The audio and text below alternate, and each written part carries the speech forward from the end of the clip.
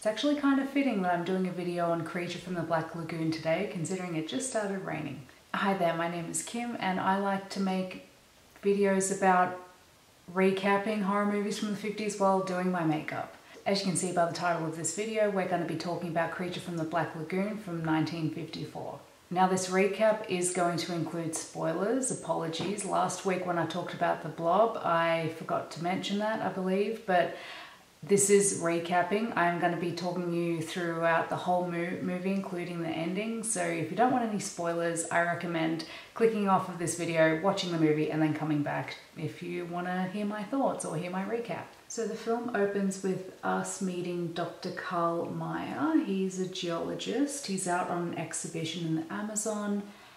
He and his two assistants come across a fossil, which is a skeletal hand with webbed fingers. Fascinated with his discovery, Karl instructs his two assistants to stay at camp while he goes to the Marine Biology Institute to meet up with an old friend slash former student of his named Dr. David Reed, who is an ichthyologist. I really hope I pronounced that word correctly. He studies fish. We also meet Kay Lawrence, a fellow scientist and also David's girlfriend. Karl shows David and Kay the fossilized hand that he found, and he asks if they can identify it. He believes it's from the Devonian period, but he can't quite pinpoint what kind of animal or where it came from, what it could be evolved from. He's absolutely stumped. David is as well, actually. He hasn't seen anything like this. However, David is absolutely fascinated and wants to find out more. So he convinces Mark Williams, a fellow scientist. So Mark is also a fellow scientist, but he also contributes a lot of funding towards research and exhibitions and the like, particularly if it will result in financial gain as well. So David convinces Mark to finance an expedition so that they can all meet up with Karl and his expedition as well, and hopefully they can find the rest of the skeleton of this fossil. Meanwhile, back at the camp where Karl's two assistants are, they are startled by the creature in the middle of the night. The creature was curious about the expedition and I guess just about humans in general. Maybe this is the first expedition in the area, who knows, but this creature is fascinated and curious and wants to, see what's what, basically, and comes to shore. Yeah, so he accidentally startles these two assistants who resort to attacking him. This was a big mistake. The creature is not happy about that whatsoever and ends up killing them both. So the scene changes from this to the rest of the scientists from before. They are now on board a ship called the Rita. I shouldn't really call it a ship. It's a boat. It's a bit like a fishing boat that's fully decked out with the equipment they need. There's even like room for some lab stuff as well. So now the Rita is captained by a local called Lucas, and his crew members are on board as well. And we are joined by, of course, Karl, David, Kay, Mark, and another scientist, Edwin, who's joining them on the expedition as well.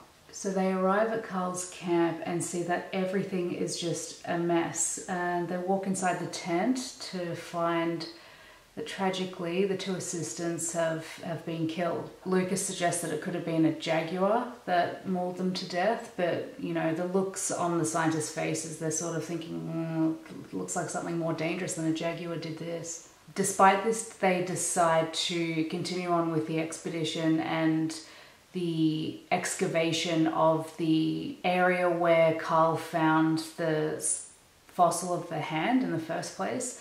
They're there for several hours. They come up with nothing.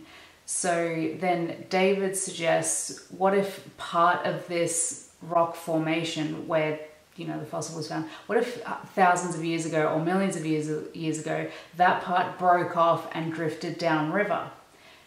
Could we take the boat further downstream or downriver and, see what we can find down there? Karl mentions that downriver it leads to a lagoon.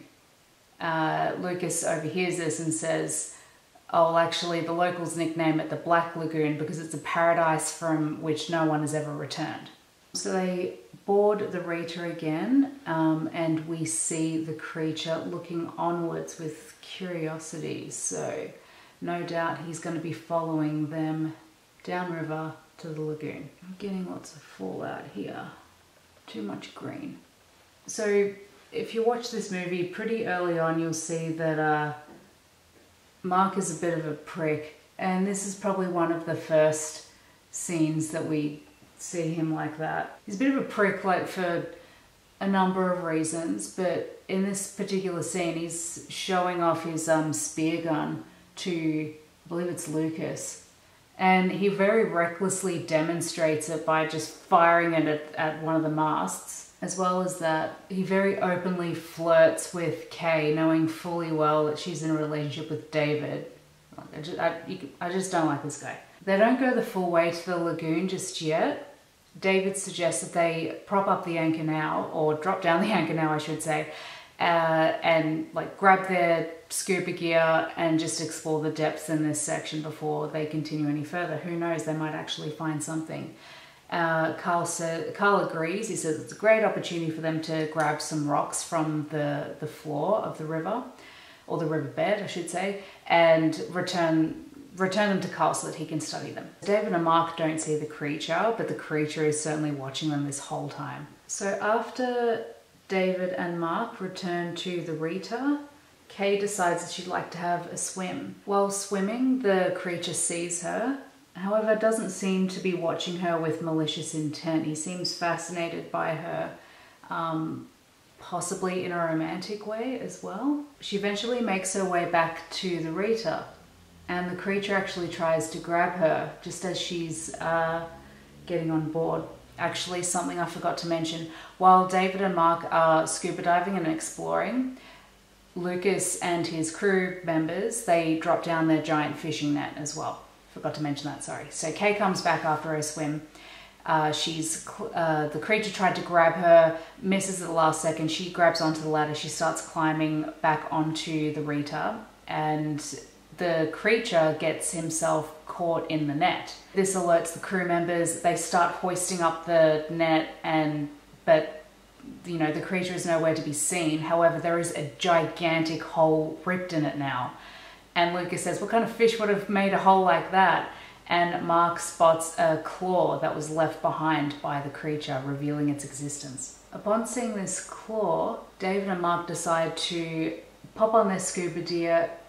Upon finding this claw, David and Mark decide that they want to dive into the water again and see what they can find. David takes an underwater camera with a light on it, and Mark, you know, takes his fancy spear gun just in case this creature is malicious, just in case it tries to attack them. Mark, the bonehead, sees the creature, and the creature's not really doing anything. Like, yeah, it's on high alert, that's for sure, but it doesn't actually actively try to hurt them.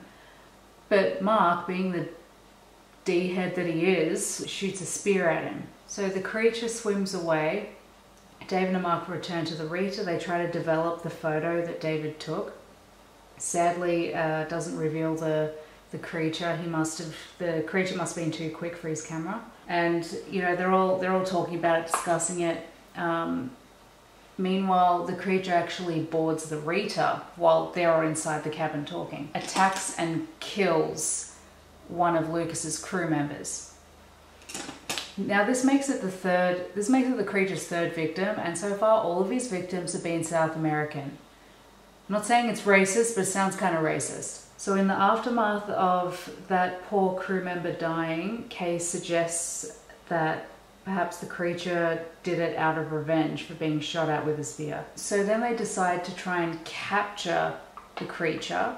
Lucas suggests using a powdery substance that the locals use when they go fishing. It's a substance, or a powder, if you will, that's made by grinding up roots, and it works as a drug, if you will, that paralyzes the fish and causes them to float to the surface, so it makes fishing a lot easier. They wonder if this could work on the creature, the amphibious man. So they drop these parcels of this powder, if you will, into the water all around them. It kind of looks like when you drop a dissolvable aspirin into water and it fizzes. Later that night, they spot the creature appearing to be drugged from the substance, and David and Mark follow him into the depths of the water, and they end up finding an underwater cave / grotto. This grotto appears to be accessible from land as well. You don't have to dive underwater to get to it.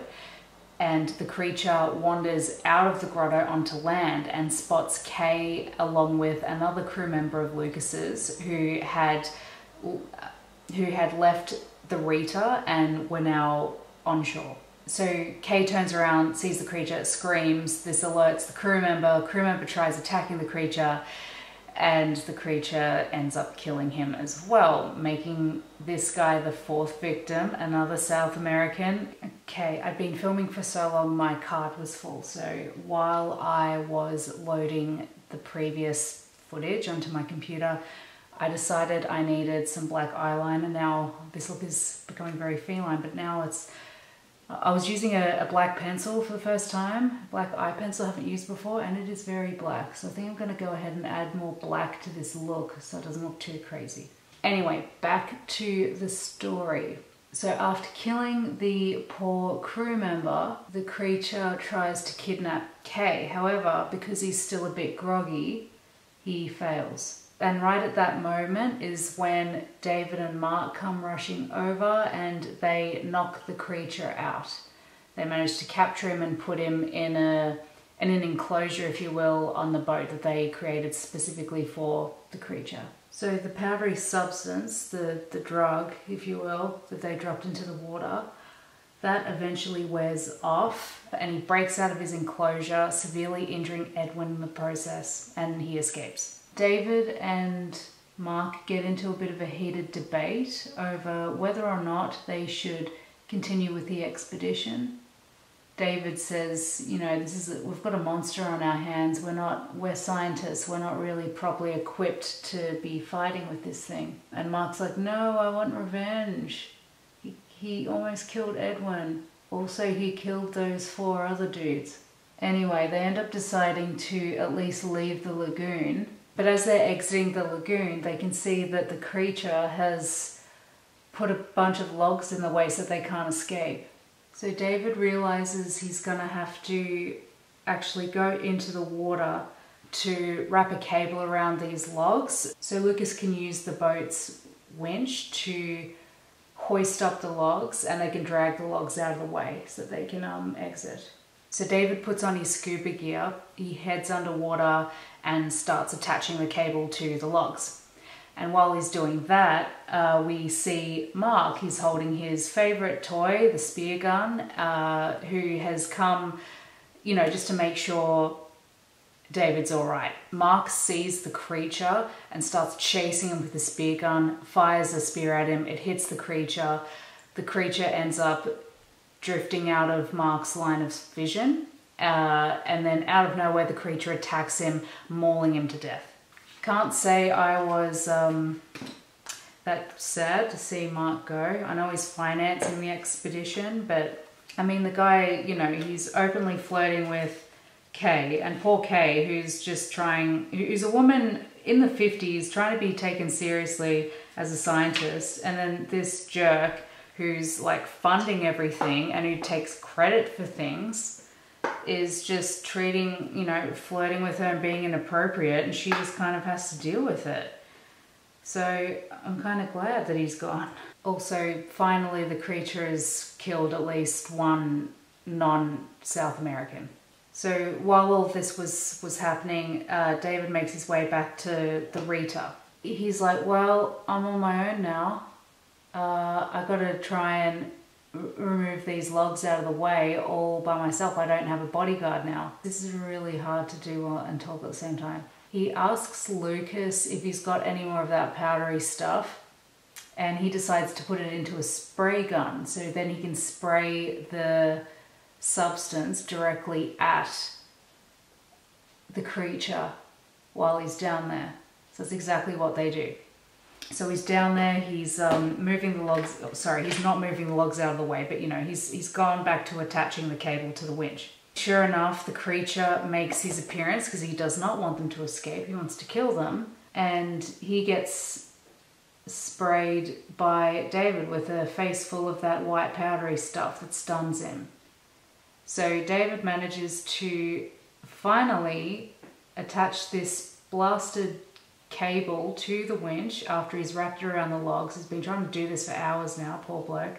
He gets back on board the Rita, and all, like Lucas and all the crew members, Carl as well, they're all distracted with, you know, attaching the winch, hoisting it, making sure they don't hoist it too quickly, all that, the stuff that comes with, you know, moving logs out of the way when you're traveling down the Amazon River, you know, standard stuff. Because they're all distracted, nobody hears or sees the creature board the Rita, grab Kay and dive into the water with her and dragging her down into the depths.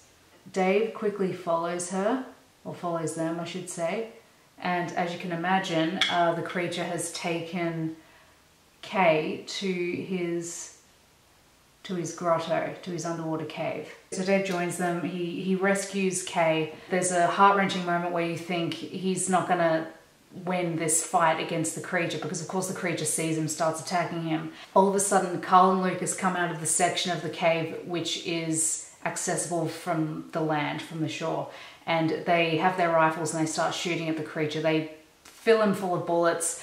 He staggers out towards the river. He jumps in and he's like half sinking, half swimming into the depths, and then the film ends and we don't know if the creature survived or died. Yeah, so that's the film. I thought I'd throw in a couple of fun facts while I do my lipstick. So there were two people that played the creature. There was Ben Chapman, who did all of the land scenes in the suit, and there was Rico Browning, who did all the scenes underwater. By the way, for a movie that was made in the 50s, and if you think about cameras and equipment that we had back then, the underwater scenes are actually very beautiful, like very, very well made.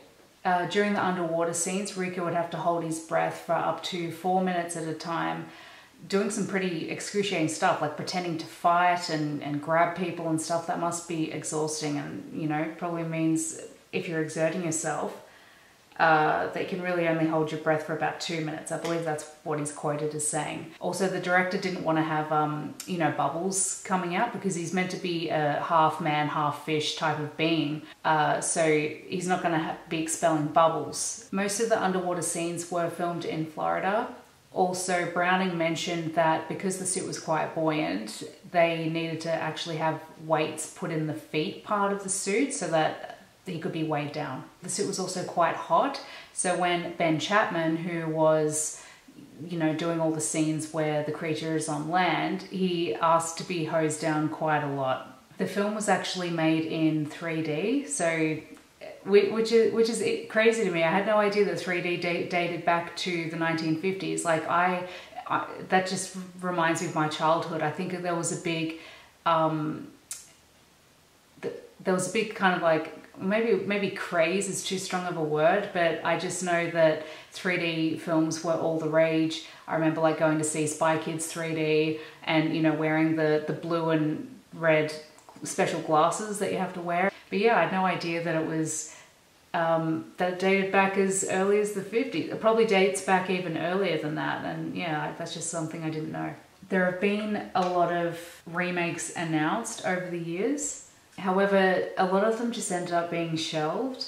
The closest thing we've had to a remake, or it's not really a remake, it's more like the story was inspired by Creature from the Black Lagoon, and that's Guillermo del Toro's Shape of Water, which came out in 2017. Guillermo said and I really hope I'm pronouncing his name correctly, apologies if I'm not. Guillermo said that he was a really big fan of the original, and he had always imagined a version of the story where the creature ends up with the girl in the end.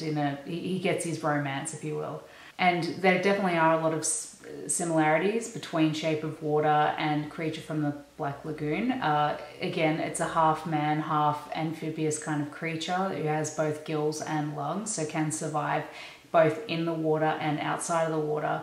Earlier on in the film, David does mention how, oh, you know, we could study, imagine if this is a creature that can live in both water and air and can breathe in different environments. This is going to greatly help us for traveling through space as well. If humans eventually go to different planets and we can learn how to breathe in different atmospheres, this creature can help us learn how to do that, or how to achieve that, if possible.